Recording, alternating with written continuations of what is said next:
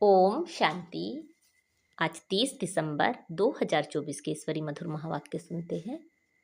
मीठे बच्चे, आत्मा रूपी बैटरी को ज्ञान और योग से भरपूर कर सतो प्रधान बनना है, पानी के स्नान से नहीं। आज के मूल्य से प्रश्न है, इस समय सभी मनुष्य आत्माओं को भटकाने वाला कौन है? वह भटकाता क्यों है? उत्तर है, सभी को भटकाने वाला रावण है, क्योंकि वह खुद भी भटकता है। उसे अपना कोई घर नहीं है। रावण को कोई बाबा नहीं कहेंगे। बाप तो परमधाम घर से आता है अपने बच्चों को ठिकाना देने। अभी तुम्हें घर का पता चल गया, इसलिए तुम भटकते नहीं हो। तुम कहते हो हम बाप से पहले पहले जुदा हुए, अब फिर पहले पहले घर जाएंगे। ओम शांति। मीठे मीठे बच्चे यहाँ बैठकर समझते हैं, इनमें जो शिव बाबा आए हैं कैसे भी करके हमको साथ घर जरूर ले जाएंगे। वह आत्माओं का घर है ना, तो बच्चों को जरूर खुशी होती होगी। बेहद का बाप आ करके हमको गुलगुल बनाते हैं, कोई कपड़ा आदि नहीं पहनाते हैं। इसको कहा जाता है योग बल, याद का बल। जितना टीचर का मर्तबा है उतना और बच्चों को भी मर्तबा दिलाते हैं। पढ़ाई से स्टूडेंट जानते हैं कि हम यह बनेंगे। तुम भी समझते हो हमारा बाबा टीचर भी है, सदगुरु भी है। यह है नई बात। हमारा बाबा टीचर है, उनको हम याद करते हैं, हमको टीच कर यह बना रहे हैं। हमारा बेहद का बाबा आया हुआ है हमको वापस घर ले जाने। रावण का कोई घर नहीं होता, घर राम का होता है। शिव बाबा कहाँ रहते हैं? तुम झट कहेंगे परमधाम में।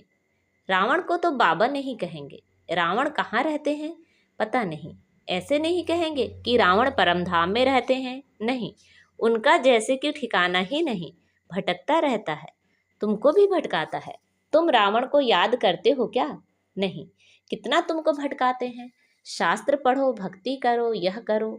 बाप कहते हैं इसको कहा जाता है भक्ति मार्ग। रावण राज्य, गांधी भी कहते थे राम राज्य चाहिए। इस रथ में हमारा शिव बाबा आया हुआ है, बड़ा बाबा है ना। वह आत्माओं से बच्चे बच्चे कह बात करते हैं। अभी तुम्हारी बुद्धि में है रूहानी बाप, और रूहानी बाप की बुद्धि में हो तुम रूहानी बच्चे, क्योंकि तुम्हारा कनेक्शन है ही मूल वतन से। आत्माएं परमात्मा अलग रहे बहुकाल। वहां तो आत्माएं बाप के साथ इकट्ठी रहती हैं, फिर अलग होती हैं अपना अपना पाठ बजाने।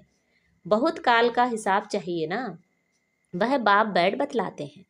तुम अब पढ़ाई पढ़ रहे हो, तुम्हारे में भी नंबरवार हैं जो अच्छी रीति पढ़ते हैं। वही पहले पहले मेरे से जुदा हुए हैं, वही फिर मुझे बहुत याद करेंगे, तो फिर पहले पहले आ जाएंगे। बाप बच्चों को बैठ सारे सृष्टि चक्र का गुह राज समझाते हैं, जो और कोई भी नहीं जानते। गुह भी कहा जाता है, गुहतम भी कहा जाता है। यह तुम जानते हो। बाप कोई ऊपर से बैठ नहीं समझाते हैं, यहाँ आकर समझाते हैं। मैं इस कल्प वृक्ष का बीज रूप हूँ। इस मनुष्य सृष्टि रूपी झाड़ को कल्प वृक्ष कहा जाता है। दुनिया के मनुष्य तो बिल्कुल कुछ नहीं जानते, कुंभकर्ण की नींद में सोए हुए हैं, फिर बाप आकर जगाते हैं। अभी तुम बच्चों को जगाया है और सब सोए पड़े हैं। तुम भी कुंभकर्ण की आसुरी नींद में सोए हुए थे, बाप ने आकर जगाया है। बच्चों जागो, तुम गाफिल हो, अलबेले हो, सोए पड़े हो। इसको कहा जाता है अज्ञान नींद। वह नींद तो सब करते हैं, सतयुग में भी करते हैं। अभी सब हैं अज्ञान की नींद में, बाप आकर ज्ञान देकर सबको जगाते हैं। अब तुम बच्चे जागे हो, जानते हो बाबा आया हुआ है, हमको ले जाएगा। अभी तो ना यह शरीर काम कर रहा है ना आत्मा, दोनों पतित बन पड़े हैं, एकदम मुलम्मे का है। 9 कैरेट का है, अर्थात बहुत थोड़ा सोना। सच्चा सोना 24 कैरेट का होता है। अब बाप तुम बच्चों को 24 कैरेट में ले जाना चाहते हैं। तुम्हारी आत्मा को सच्चा सच्चा गोल्डन एज्ड बनाते हैं। भारत को सोने की चिड़िया कहते थे, अभी तो लोहे की भिक्कर भित्तर की चिड़िया कहेंगे। है तो चैतन्य ना। यह समझने की बातें हैं। जैसे आत्मा को समझते हो वैसे बाप को भी समझ सकते हो। कहते भी हैं चमकता है सितारा, बहुत छोटा सितारा है। डॉक्टरों आदि ने बहुत कोशिश की है देखने की, परंतु दिव्य दृष्टि बिगर देख नहीं सकते, बहुत सूक्ष्म है। कोई कहते हैं आँखों से आत्मा निकल गई, कोई कहते हैं मुख से निकल गई। आत्मा निकल कर आती कहाँ है? दूसरे तन में जाकर प्रवेश करती है। अभी तुम्हारी आत्मा ऊपर चली जाएगी शांति धाम। यह पक्का मालूम है, बाप आकर हमको घर ले जाएंगे। एक तरफ है कलयुग, दूसरे तरफ है सतयुग। अभी हम संगम पर खड़े हैं। वंडर है, यहाँ करोड़ों मनुष्य हैं और सतयुग में सिर्फ 9 लाख। बाकी सबका क्या हुआ? विनाश हो जाता है।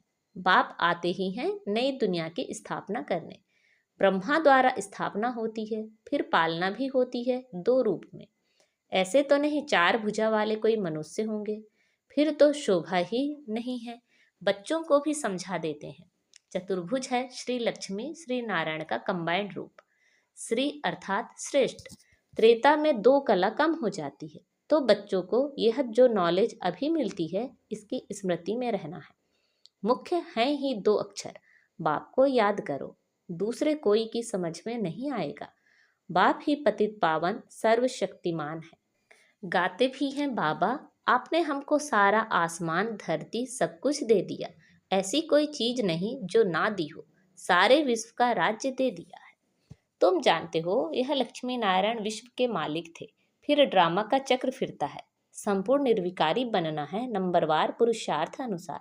यह भी जानते हो विकारी से निर्विकारी, निर्विकारी से विकारी। यह 84 जन्मों का पाठ अनगिनत बार बजाया है, उनकी गिनती नहीं कर सकते। आदम शुमारी भल गिनती कर लेते हैं। बाकी यह जो तुम तमो प्रधान से सतो प्रधान से तमो प्रधान बनते हो, इनका हिसाब निकाल नहीं सकते कि कितना बार बने हो। बाबा कहते हैं 5000 वर्ष का यह चक्र है। यह ठीक है, लाखों वर्ष की बात तो याद भी ना रह सके। अभी तुम्हारे में गुणों की धारणा होती है। ज्ञान का तीसरा नेत्र मिल जाता है। इन आँखों से तुम पुरानी दुनिया को देखते हो। तीसरा नेत्र जो मिलता है उससे नई दुनिया को देखना है। यह दुनिया तो कोई काम की नहीं है, पुरानी दुनिया है। नई और पुरानी दुनिया में फर्क देखो कितना है। तुम जानते हो हम ही नई दुनिया के मालिक थे, फिर 84 जन्म लेते लेते यह बने हैं। यह अच्छी रीति याद रखना चाहिए और फिर दूसरों को भी समझाना है कैसे हम यह बनते हैं। ब्रह्मा सो विष्णु, फिर विष्णु सो ब्रह्मा बनते हैं। ब्रह्मा और विष्णु का फर्क देखते हो ना। विष्णु कैसा सजा सजाया बैठा है और यह ब्रह्मा कैसे साधारण बैठा है। तुम जानते हो यह ब्रह्मा वह विष्णु बनने वाला है।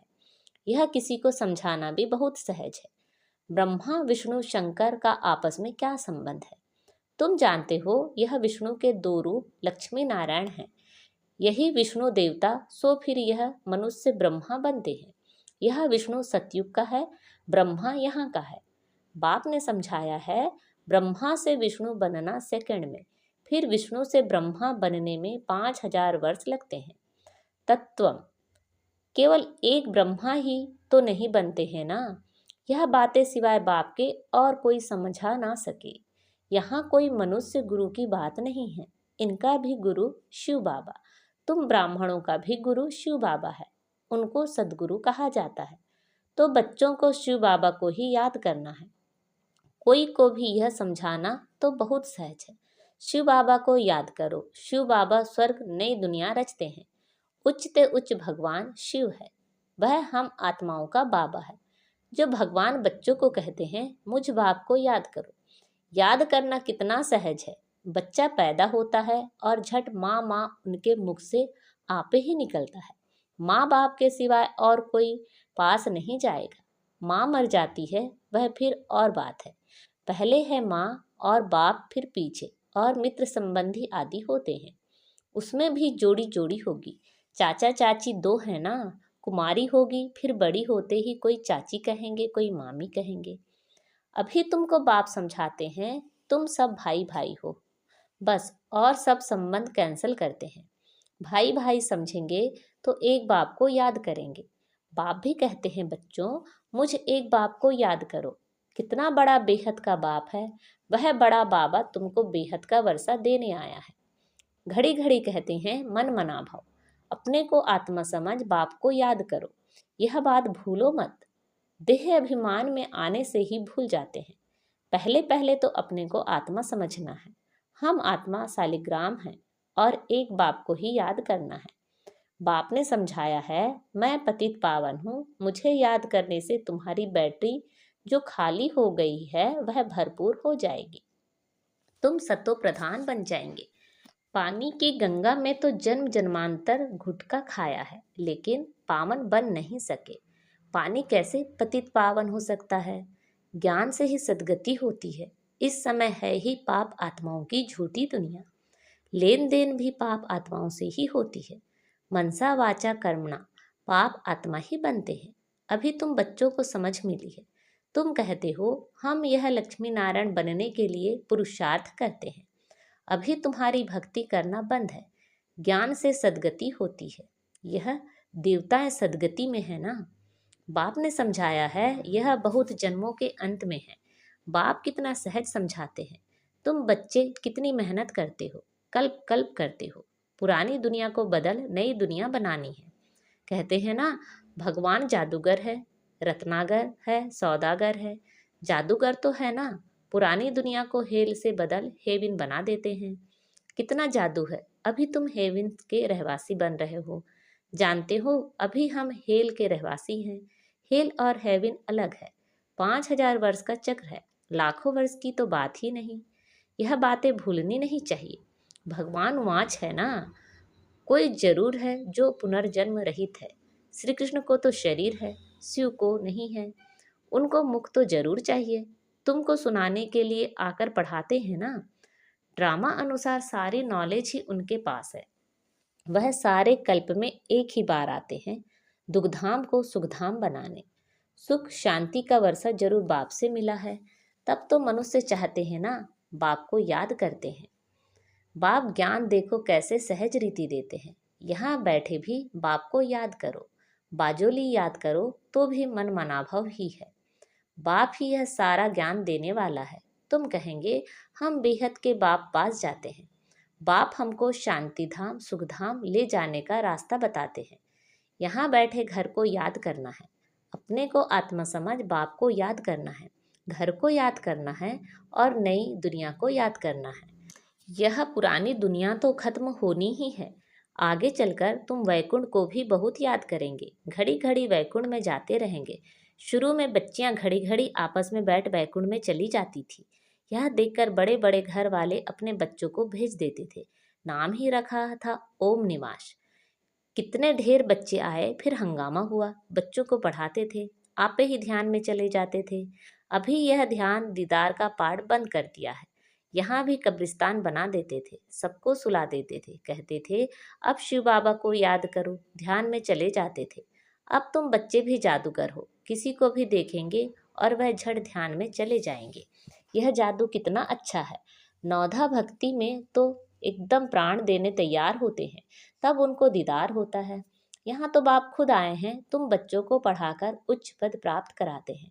आगे चल तुम बच्चे बहुत साक्षात्कार करते रहेंगे। बाप से भी अभी कोई पूछे तो बता सकते हैं कौन गुलाब का फूल है, कौन चंपा का फूल है, कौन टांगर है। टूह भी होती है ना, टांगर टूह, यह सब वैरायटी फूलों के नाम हैं। अच्छा, मीठे मीठे से खिलते बच्चों प्रति माता पिता बाप दादा का याद प्यार और गुड मॉर्निंग। रूहानी बाप की रूहानी बच्चों को नमस्ते। हम सब रूहानी बच्चों की रूहानी माता पिता बाप दादा को याद प्यार गुड मॉर्निंग और नमस्ते। आज की मुरली से धारणा के लिए मुख्य सार हैं। देह के सब संबंध कैंसिल कर आत्मा भाई भाई हैं, यह निश्चय करना है और बाप को याद कर पूरे वर्षे का अधिकारी बनना है। अब पाप आत्माओं से लेन देन नहीं करनी है। अज्ञान नींद से सबको जगाना है। शांति धाम सुख धाम जाने का रास्ता बताना है। आज बाबा ने हमें वरदान दिया है, मन बुद्धि की एकाग्रता द्वारा सर्व सिद्धियां प्राप्त करने वाले सदा समर्थ आत्मा भव। मन बुद्धि की एकाग्रता द्वारा सर्व सिद्धियां प्राप्त करने वाले सदा समर्थ आत्मा भव।